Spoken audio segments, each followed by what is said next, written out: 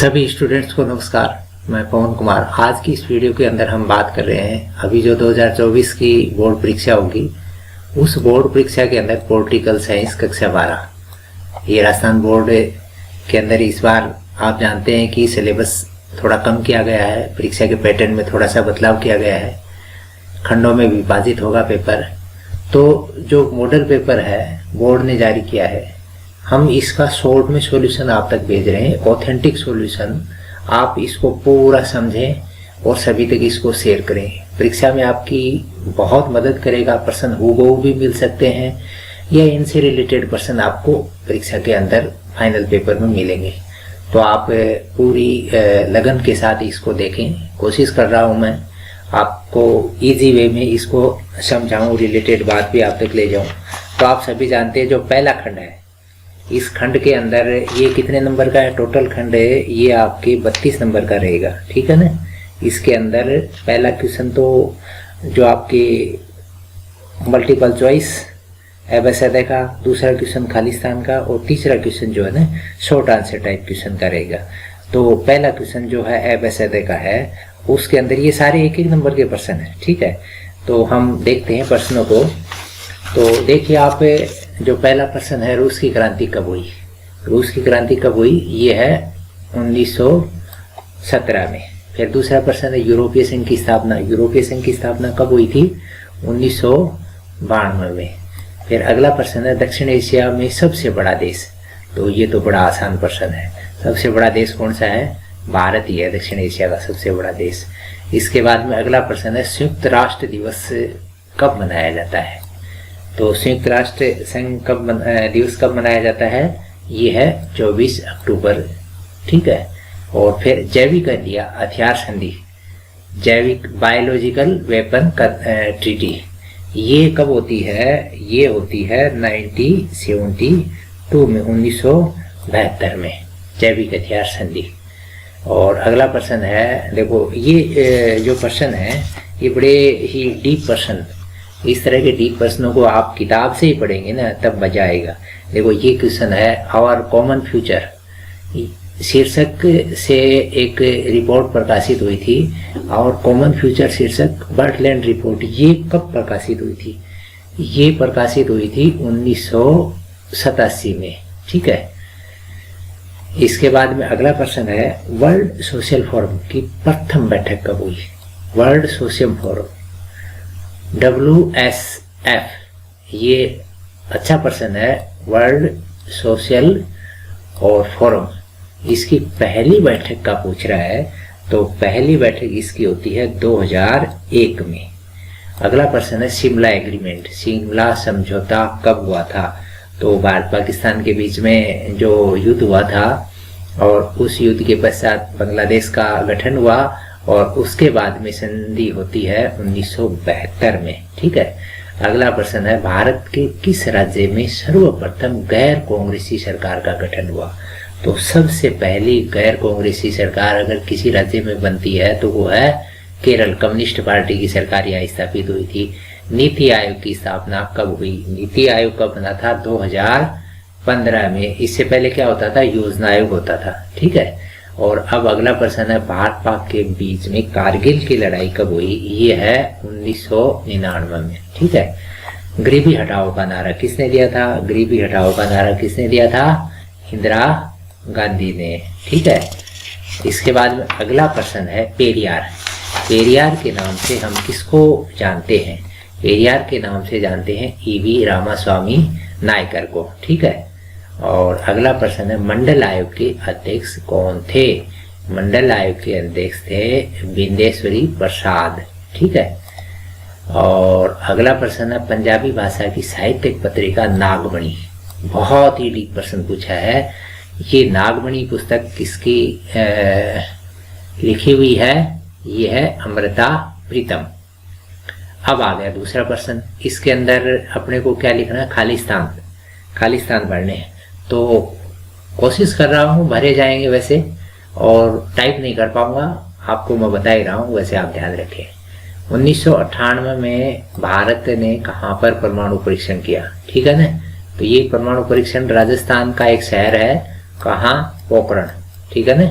पोखरण में हुआ था। ये पोखरण पश्चिमी राजस्थान का जो बहुत ही फेमस एरिया है, वहां पर ये परीक्षण हुआ था। अटल बिहारी वाजपेयी का शासन था उस समय।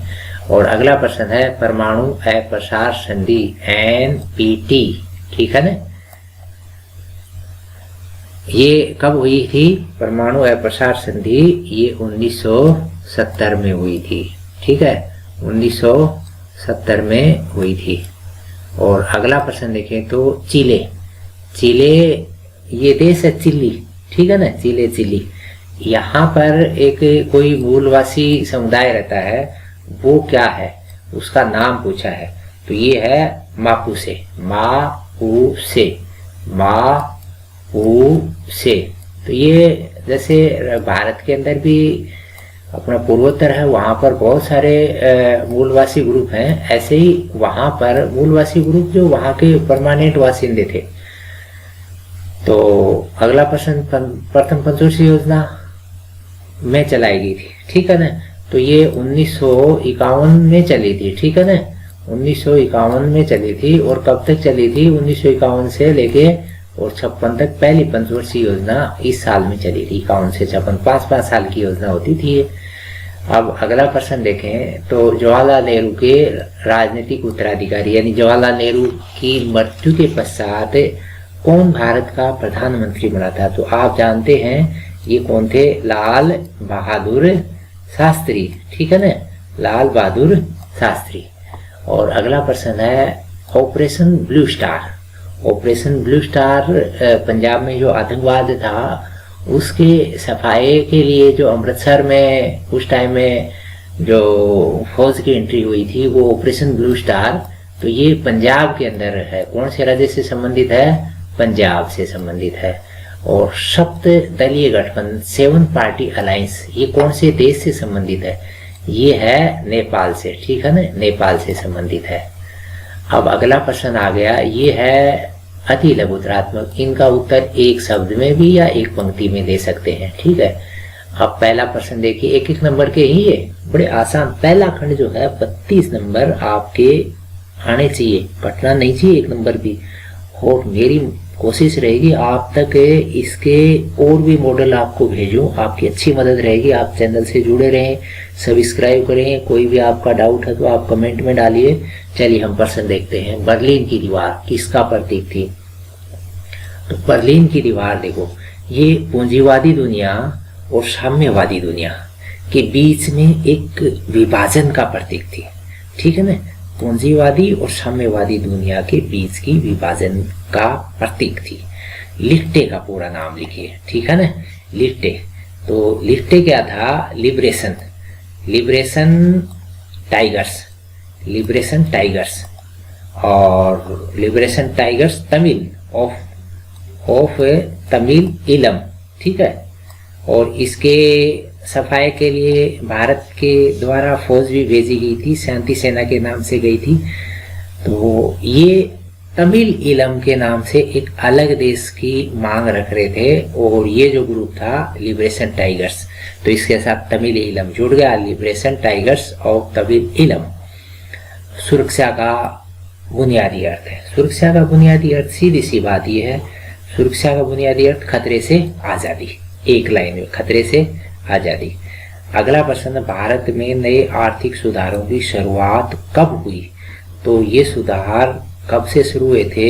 ये सुधार हुए थे 1991 से। उस टाइम में मनमोहन सिंह वित्त मंत्री थे, ठीक है, पीवी नरसिम्हा राव प्रधानमंत्री थे। साझी संपदा क्या है? साझी संपदा सीधी सी बात यह है, यानी ऐसी संपदा या ऐसी प्रॉपर्टी जिस पर किसी समूह के प्रत्येक सदस्य का बराबर हक है, ठीक है ना, एक आदमी की नहीं, सबकी है वो, ठीक है ना। जैसे नदियां हैं, पहाड़ है, समुंदर है, ये सबके ही बराबर हैं, किसी एक का इसके ऊपर कब्जा नहीं हो सकता, कर लिया तो गलत है। फिर भारत चीन युद्ध कब हुआ? भारत चीन युद्ध होता है 1962 में, ठीक है ना। उस टाइम में प्रधानमंत्री कौन थे? पंडित जवाहरलाल नेहरू। अब अगला प्रश्न है, नियोजन से आप क्या समझते हैं? नियोजन यानी एक टाइप का काम करने का तरीका ही है ये, यानी काम करने की एक बौद्धिक प्रक्रिया है जिसके अंदर क्या है अनुमानों के स्थान पर, अनुमान नहीं लगाने, अनुमान के स्थान पर तथ्यों पर ध्यान रखकर विकास की रणनीति बनाते हैं। ठीक है ना, प्लान, प्लान, ठीक, प्लान समझ गए आप, नियोजन। अब अगला प्रश्न बड़ा ही शानदार प्रश्न, आया राम गया राम। आया राम गया राम, ये हरियाणा की बात है। हरियाणा में 1967 के अंदर इलेक्शन हुए थे। उस टाइम में एक बंदा यानी एमएलए जीता था और ये थे गयालाल।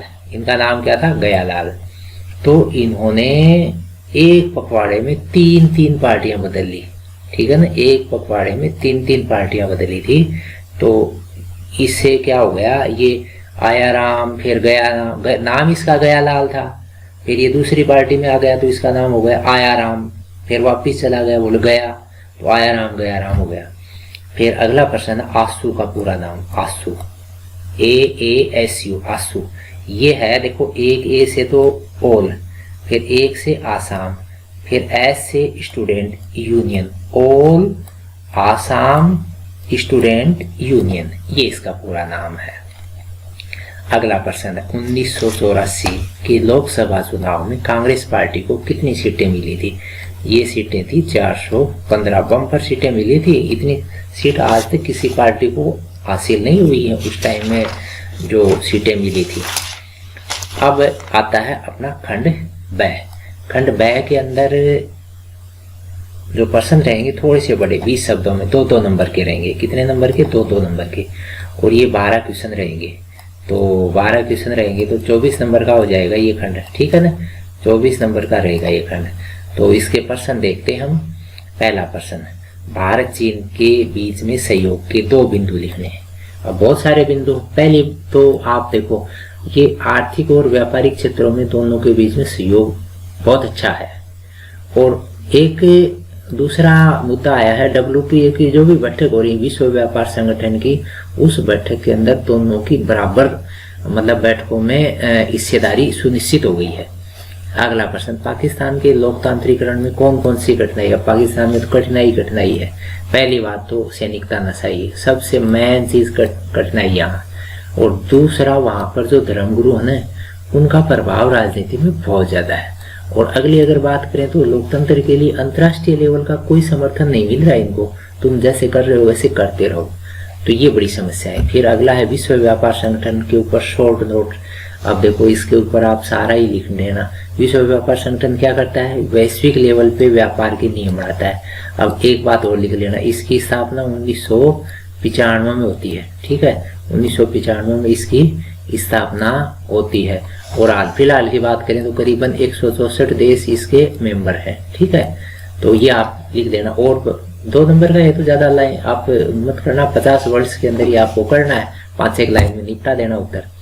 फिर अगला प्रश्न है, आंतरिक रूप से विस्थापित जन से। आंतरिक रूप से यानी ऐसे लोग जो घर छोड़ने के लिए यानी जिनको यानी विस्थापित करने की दशा के अंदर ला दिया गया है। ठीक है, लेकिन वो अभी टिके हुए हैं, छोड़ा नहीं है। ठीक है, अब अगला प्रश्न है, प्रथम पृथ्वी सम्मेलन कब हुआ और इसका उद्देश्य? प्रथम पृथ्वी सम्मेलन ये होता है 1992 में ब्राजील की राजधानी रियो डी जेनेरियो में। ठीक है, और इसका सीधा सा मकसद क्या था? पर्यावरण और विकास के मुद्दों पर केंद्रित था। ठीक है, अगला प्रश्न, नेहरू विदेश नीति के संचालन को स्वतंत्रता का अनिवार्य संकेत क्यों मानते थे? 2 कारण बताइए। देखो, एक सीधी सी बात है, नेहरू ये मानते थे कि स्वतंत्रता किसी भी देश की विदेश नीति संचालन का सबसे पहला और अनिवार्य पॉइंट होता है और होना चाहिए। दूसरा, वो ये मानते थे कि राष्ट्र के पास संप्रभुता होनी चाहिए, आंतरिक भी और बाह्य भी। इसीलिए क्या है कि विदेश नीति का संचालन जो है ना, एक बड़ा मेन फैक्टर है। अगला प्रश्न सुमेल कीजिए। ऐसे प्रश्न आ जाएंगे ना तो आप 180 में से 80 पटकोगे। चरण सिंह को मिलाओ आप। सीधी सी बात, ये चरण सिंह की अभी जयंती गई है, मेरा वीडियो भी है चरण सिंह के ऊपर, वो भी देख लेना आप विवेचना में। चरण सिंह किससे रिलेटेड है? ये खेती बाड़ी किसानी से। ठीक है, पहला किसान प्रधानमंत्री यही रहा है। फिर अगला देखो, मिलाने वाले आप देख लेना। देखो यहाँ पर योजना आयोग अभी बंद हो गया, योजना आयोग का अध्यक्ष प्रधानमंत्री होता था। तो ये नेहरू उस टाइम प्रधानमंत्री थे, तब आई थी, तो ये अध्यक्ष हो गया। अच्छा, ये वर्गीज कुरियन आपको पता है, ये जो दूध वाला काम किया था ना, ये इसी ने किया था, सहकारी डेयरी इससे रिलेटेड है। और बचा कौन, पीसी महालनोबिस, ये तीव्र औद्योगिकरण के लिए इसने सबसे ज्यादा काम किया है। तो ये मिलान हो गया। अगला प्रश्न देखिए, गैर कांग्रेसवाद। गैर कांग्रेसवाद, देखो ये तो मुद्दा समाजवादी नेता राम मनोहर लोहिया ने दिया था ओपोजिशन को, विपक्ष को, यानी कांग्रेस को सत्ता से बाहर रखने के लिए सारे गुटों ने जिस प्रकार से एकता स्थापित की, ये गैर कांग्रेसवाद था। ये इंदिरा के समय की बात है। अगला प्रश्न देखिए, मार्च 1974 में बिहार के छात्रों के द्वारा सरकार के खिलाफ एक आंदोलन शुरू किया। छात्रों के द्वारा ये आंदोलन क्यों चलाया गया? देखो मोटी मोटी बात यह है, हाल फिलहाल की स्थिति उस टाइम में थी। एक तो कीमतें बहुत ज्यादा हो चुकी थी, एक खाद्यान्न जो है उसका काफी अभाव हो गया था, फिर बेरोजगारी, भ्रष्टाचार, ये काफी हो गए थे। तो इनके खिलाफ था ये आंदोलन 1974 में बिहार के अंदर स्टूडेंट्स ने किया था। जेपी का बड़ा इसके अंदर इन्वॉल्वमेंट रहा है। अगला प्रश्न, आनंदपुर साहिब प्रस्ताव के विवादास्पद होने के क्या कारण थे? 2 कारण लिखने। आनंदपुर साहिब, ये पंजाब में है आनंदपुर साहिब, और सिखों का प्रमुख धर्म स्थल है। और वहां पर जो प्रस्ताव पास हुए वो क्या थे? देखो, एक तो पंजाब में जो उग्रवाद जो है चरम पे था, उस समय की बात है ये। तो यहाँ पर पहला प्रस्ताव क्षेत्रीय स्वायत्तता की बात करी पंजाब की, ठीक है। और दूसरी बात इन्होंने जो रखी वो क्या थी? केंद्र और राज्य के बीच में जो संबंध हैं, उन संबंधों की पुनर्व्याख्या हो। ये 2 बात वहां रखी गई। फिर अगला प्रश्न है, 1980 के दशक के आखिर के सालों में भारतीय राजनीति में 5 बड़े बदलाव आए। अब ये कौन कौन से? तो 2 ही लिखने हैं। देखो, एक तो इसके बाद में कांग्रेस का जो है ना एक छत्तर राजस्थान है, उसमें गिरावट आई है। दूसरा, गठबंधन के युग की शुरुआत होती है। बहुत सारे हैं, 2 ही लिखने हैं। अगला प्रश्न देख लेते हैं, क्या सांप्रदायिकता व जातिगत राजनीति से देश की जड़ें खोखली हुई है? और हाँ, तो कोई 2 कारण। अब सीधी सी बात, ये तो देखो हुई है, ये इसमें कोई 2 राय नहीं है। सांप्रदायिकता और जातिवाद, ये दोनों जो है ना राजनीति को खोखला कर चुकी है। अब इसके ऊपर आप बहुत सारी बातें जानते हैं, आप मेरे स्टूडेंट तो इसके ऊपर बहुत सारी बातें लिख सकते हैं। इसको 2 नंबर नहीं, पूरे 5 नंबर में लिख दें, लेकिन अपने को तो 2 नंबर में लिखना है। 5 लाइनों में निपटा देना, उत्तर ज्यादा मत करना। आगे प्रश्नों में आप फिर क्या करोगे? अब आ गया अपना सेक्शन सी। सेक्शन सी आ गया। इसके अंदर तो 4 क्वेश्चन आएंगे, अथवा में रहेंगे ये 4 क्वेश्चन, ठीक है ना। और ये कितने हैं? 3-3 नंबर के, तो 12 नंबर का हो गया सेक्शन सी। अब इसके अंदर विकल्प मिलेंगे। पहला प्रश्न देखो, विश्व राजनीति में यूरोपीय संघ की भूमिका। तो यूरोपीय संघ की भूमिका देखो बहुत महत्वपूर्ण है। EU, ठीक है ना, यूरोपीय संघ, EU, यूरोपीय यूनियन। तो ये देखो अपने आप में एक बड़े राष्ट्र समूह के रूप में काम करने लगा है EU। और EU जो है यानी यूरोपीय संघ की एक साझी विदेश नीति, सुरक्षा नीति, ये तैयार कर ली है इन्होंने। और EU ने अपनी एक मुद्रा यूरो, आप जानते हैं यूरो डॉलर को टक्कर दे रही है। तो ये आप लिख देना लंबी चौड़ी कहानी बना के। फिर दक्षिण पूर्व एशियाई राष्ट्रों का संगठन आसियान। आसियान के बारे में शॉर्ट नोट लिखना है, तो आप पूरी कहानी लिखना। देखो आसियान में छोटी सी बात बता देता हूँ। 1967 में बैंकॉक डिक्लेरेशन हुआ, और उस डिक्लेरेशन के बाद में ये अस्तित्व में आया।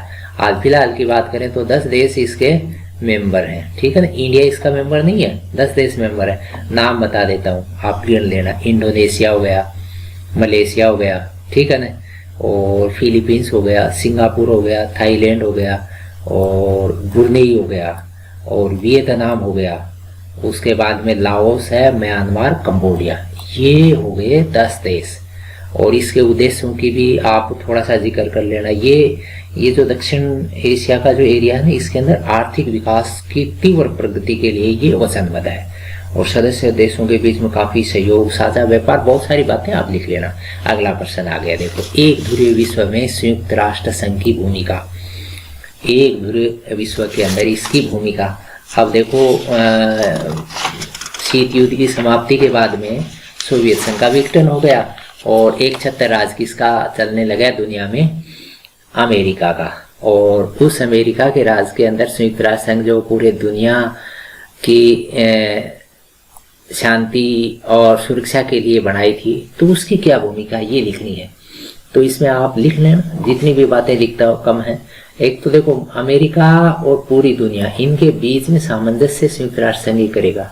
जो भी झगड़े विवाद हो रहे हैं उनमें, यानी 193 देश इसके मेंबर हैं, उनके बीच में सामंजस्य स्थापित करवाना, तो अमेरिका को लेके साथ ये एक मोटी इसके लिए चुनौती है। अब ये बहुत सारी भूमिकाएं हैं, ये आप लिख लेना। अथवा में है दूसरा, संयुक्त राष्ट्र संघ के विकास का पूरा खाका सीक्वेंस लिखनी है। अब देखो, ये कब कब हुआ? 1941 में अटलांटिक चार्टर हुआ, उसके बाद में 43 में 26 जो मित्र राष्ट्र उन्होंने इसका खाका तैयार किया। फिर आता है 45 में आ गया तो यूएनओ चार्टर के ऊपर 50 देशों ने साइन कर दिए 26 जून 1945 के बाद। फिर पोलैंड आया, 51 देश हो गए थे शुरू में। संस्थापक देश कितने? 51 देशों ने साइन किए। 24 अक्टूबर को स्थापना दिवस इसका मनाते हैं। और भारत कब इसका मेंबर बनता है? 30 अक्टूबर 1945 को भारत इसका मेंबर बनता है। तो ये पूरी कहानी आप लिखना। अगला प्रश्न है, क्या आपके मतानुसार आजादी के समय तक कांग्रेस एक सतरंगी सामाजिक गठबंधन की शक्ल अख्तियार कर चुका था? कोई 2 तथ्य लिख दिए, ठीक है ना। देखो, कांग्रेस के अंदर ये तो हाँ, पहले तो हाँ या ना करना पड़ेगा, आपकी मर्जी, ना भी कर सकते हैं। तो आप अभी तक ज्यादातर यही मानते हैं कि ये यस में ही है, ठीक है ना। तो यस आप आंसर देते हैं तो उस टाइम में देखो, सीधी सी बात यह है कि उस टाइम में जो कांग्रेस थी, वर्ग हो, जाति हो, धर्म हो, भाषा हो, अन्य जितने भी मुद्दे थे उन सब को लेके, सबके आधार के ऊपर एक सामाजिक सद्भाव के रूप में एक ग्रुप बन चुका था। और बाकी कहानी आप लिख लेना, ठीक है ना। सबको साथ लेके चल रहा था। इसके अंदर क्रांतिकारी भी थे, इसके अंदर शांतिवादी भी थे, कंजर्वेटिव भी थे, रेडिकल भी थे, एकदम उल्टे सुल्टे, ठीक है ना। गर्मपंथी थे तो नरमपंथी भी थे, दक्षिणपंथी थे तो वामपंथी भी थे, हर वर्ग इसके अंदर शामिल था। अथवा में आप ये देख लेना, आपके मतानुसार स्वतंत्र और निष्पक्ष चुनाव कराने के लिए चुनाव आयोग के द्वारा कौन कौन से कार्य किए जा रहे हैं। अभी आपने चुनाव देखे ही, अभी होने वाले समय में लोकसभा के चुनाव है। देखो, मतदाता सूचियों को निरंतर अद्यतन करता रहता है चुनाव आयोग। और दूसरा, आदर्श आचार संहिता की पालना सुनिश्चित करवाता है, करता भी है। कहीं कहीं इसकी अवहेलना हो भी जाती है, लेकिन कोशिश पूरी रहती है।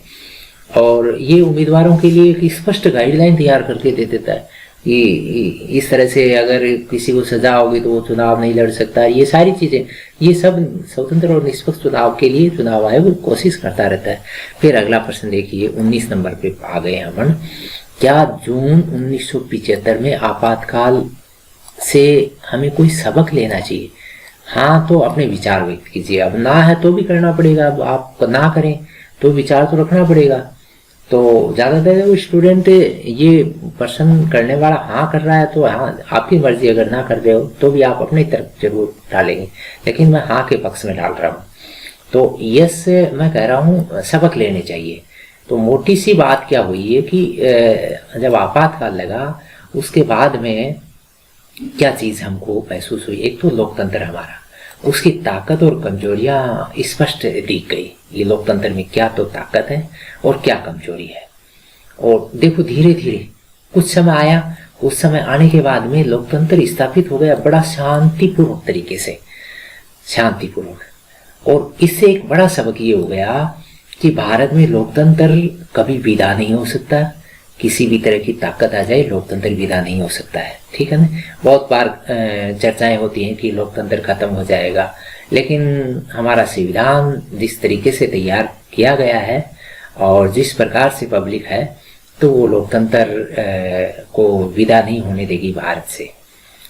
अच्छा, फिर जनता पार्टी ने 1977 में अथवा में शाह आयोग बनाया था। और ये आयोग क्यों बनाया था? देखो, ये बात है जब आपातकाल लगा तो उसके बाद नई सरकार आई जनता पार्टी। उस सरकार ने सुप्रीम कोर्ट के पूर्व सीजीआई थे, और इनकी अध्यक्षता में ये कौन थे? ये थे जेसी शाह की अध्यक्षता में एक आयोग बनाया, ये शाह आयोग कहलाया। और इसको क्या काम दिया था? ये 25 जून 1975 के दिन जो आपातकाल लगा था, सत्ता का दुरुपयोग, अतिचार, कदाचार, ये सारे जो पहलू थे, इन सब की जांच के लिए इसको बनाया गया था। और लंबी चौड़ी कहानी आप लिख देना, अपन कोशिश कर रहे हैं शॉर्ट में आपको आइडिया दे दें। खंड 10 पे आ गए, लास्ट खंड आ गया है। अब लास्ट खंड के अंदर जो प्रश्न आएंगे ना, ये थोड़े बड़े आएंगे। ये आपको 250 शब्दों में आपको विवरण लिखना है। लंबा चौड़ा विवरण है, 4-4 नंबर के हैं, 3 प्रश्न अथवा में है। पहला प्रश्न देखें, सोवियत संघ के विघटन के प्रमुख कारण, पॉइंट वाइज करना है ये प्रश्न, वरना भराई नहीं जाएगी पन्ने, ठीक है ना। सोवियत संघ के विघटन के कारण, देखो सोवियत संघ के विघटन के कारण मैं मोटे मोटे बता देता हूँ। एक तो पहली बात, ये राष्ट्रवाद की भावना जो है ना वहां पर प्रबल हो चुकी थी, संप्रभुता की इच्छा थी। विभिन्न जो गणराज्य थे उन सब के अंदर ये था कि हम अपने अपने संप्रभु राष्ट्र बना लें। एक मोटी बात थी कि वहां पर एक ही दल का शासन चल रहा था, साम्यवादी दल था, और वो नागरिकों के जीवन के लिए कई तरह के सख्त कानून कायदे नीतियां बना रहा था। इससे वो उकता चुके थे। और एक जो गोर्बाचेव ने जिस प्रकार से रिलैक्स दिया, और रिलैक्स के बाद में काबू में ही नहीं आए, नियंत्रण से बाहर हो गए सारा काम। अब सारी बातें बहुत सारी हैं, आप ये लिख लेना। अथवा में है, भारत जैसे देश के लिए सोवियत संघ के विघटन के परिणाम।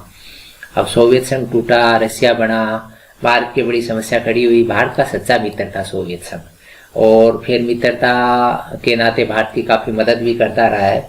बाद में भारत को दूसरे मित्र ढूंढने पड़े, भारत को विभिन्न तरह की निर्भरताओं के लिए पश्चिमी देशों की तरफ ताकना पड़ा, और फिर भारत के अंदर उदारीकरण और वैश्वीकरण का दौर आया, जिसमें बहुत सी तरह के परिवर्तन आए। और अगर ये सोवियत संघ रहता तो भारत का जो ढांचा आज से वर्तमान परिस्थिति से थोड़ा सा भिन्न जरूर होता।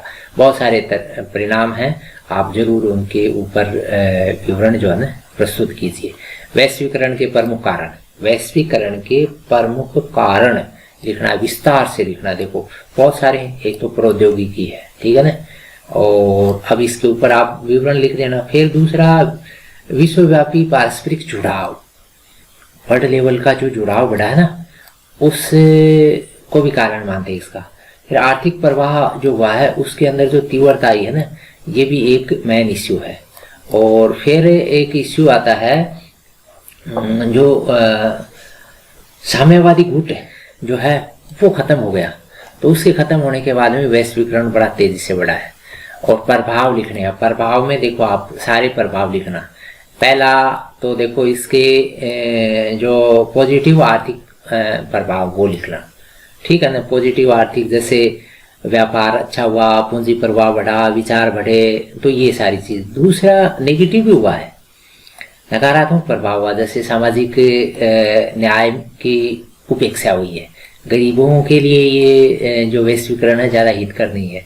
फिर अगला अगर लिखें तो राजनीतिक प्रभावों का विवरण डालना। फिर अगला जो है सांस्कृतिक प्रभावों का।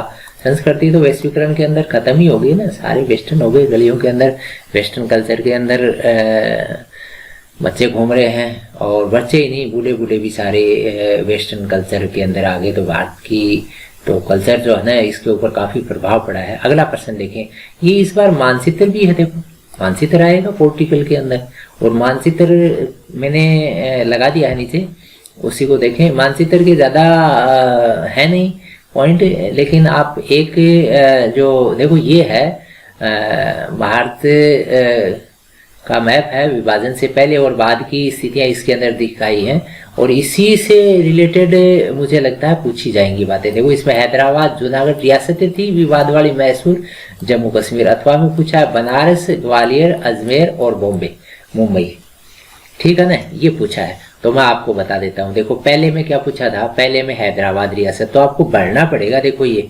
राजनीतिक नक्शा है ना, उसके अंदर आपको डॉटेड ऐसे कर देना आप कुछ एक एरिया को, ठीक है ना। आप पूछेंगे एरिया को इस तरह से आप चिन्हित करके फिर हैदराबाद रियासत बननी है ये, ठीक है ना। और जूनागढ़, ये जूनागढ़ है, ठीक है ना। जूनागढ़ रियासत थी ये जूनागढ़ रियासत थी, ये भरना आपको। और फिर मैसूर रियासत थी, मैसूर रियासत थी, उसको मेंशन करना है। अपन जो ज्योग्राफी के हिसाब से पॉइंट बना के जगह नोटेड करके लिखने, वो इस पार्ट में नहीं है, हो सकता है दूसरे में आ जाए।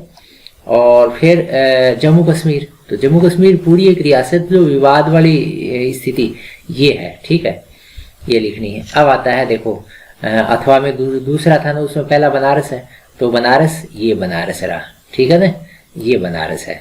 और उसके बाद में अगला पूछा है ग्वालियर, ये ग्वालियर रहा।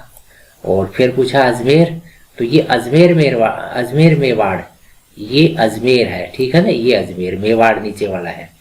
और फिर है पूछा है बम्बई, ये बम्बई। तो ये एक नक्शे में, और मैं ये मान रहा हूँ इस नक्शे को आप बड़ी ही बारीकी से समझ लें। थोड़ी सी तो चीजें हैं, भारत की चीजें पूछी जाएंगी, तो आप इसको बारीकी से समझना आपकी मदद करेगा। वीडियो शॉर्ट के चक्कर में लंबा हो गया, और लंबा इतना नहीं करते तो चीजें क्लियर भी नहीं होती। बहुत सारी चीजें हमने कवर करने की कोशिश करी है। आगामी समय में इससे रिलेटेड यानी पॉलिटिकल के मॉडल से रिलेटेड और वीडियो देंगे। इस वीडियो में अगर आपको कोई डाउट है तो आप कमेंट बॉक्स में डालिए। सभी तक इसको शेयर कीजिए, पसंद आए तो लाइक जरूर कीजिए, चैनल को सब्सक्राइब कर लीजिए। ऐसी वीडियो हम समय समय पर तैयार करके आप तक भेजने का प्रयास करते रहते हैं। इतना बिजी शेड्यूल है, उसके बीच में आप तक वीडियो प्रेषित करते हैं। सभी स्टूडेंट्स ने कहा कि सर वीडियो भेज दीजिए, तो हम आगामी समय में और भेजेंगे, तो आप जरूर हमसे जुड़े रहिए। फिलहाल इसको यहीं ख़त्म कर दें, फिर एक नई वीडियो में मिलेंगे। तब तक जय हिंद, जय भारत।